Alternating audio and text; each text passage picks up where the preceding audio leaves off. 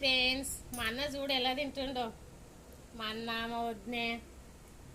Hi చెప్పు hi మన ఫ్రెండ్స్లకు.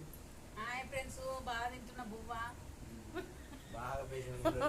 బేసన్ కులర్ తింటుంది.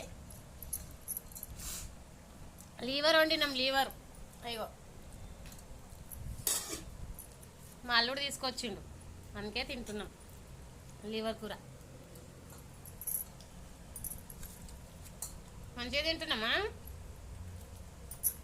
వద్దు అయితే సప్పరిస్తుంది లివర్, అంతే గట్టిగా వేసుకుంటుంది చూడు. ఇక మా అన్న కూడా ఉంచదిగా. వస్తుందా అన్న నీకు?